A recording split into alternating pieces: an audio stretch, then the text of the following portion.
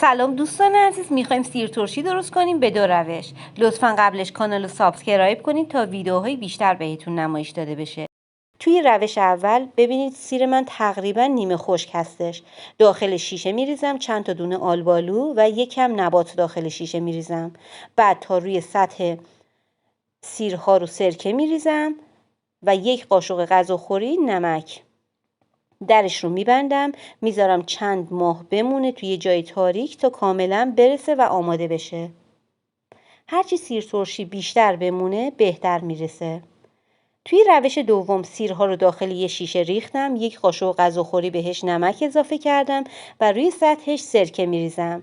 بعد حدود نصف استکان شیره انگور روی سطحش میریزم. درش رو میبندم، میذارم بمونه تا آماده بشه.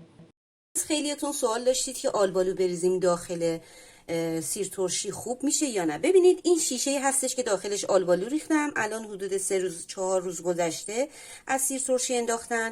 این هم شیشه هستش که داخلش شیره انگور رو ریختم. فقط من بهتون گفته بودم که وقتی که سیر ترشی میذارید باید در ابتدا درش رو حالت کیپ نبندید، درش حالت شل باشه که بعد اگه گاز داشته باشه از داخلش خارج بشه. ببینید الان حدود 3-4 روز گذشته و سر سیر ترشی ها اینجوری کم سرکه شده.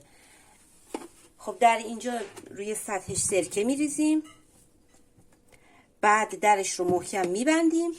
دیگه نیاز نیست تو محیط آشپزخونه باشه، میذاریم یه جای تاریک بمونه تا کاملا آماده بشه. همین کار رو با سیر ترشی که شیره انگور هم درست کردیم انجام میدیم. نگاه کنید روی این هم به همین ترتیب سرکش کم شده. باز مجدد رو سطحش سرکه ریختم و درش رو میبندم و از اینجا به بعد میذاریم یک جای تاریک بمونه حدود 5 الی 6 ماه تا آماده بشه.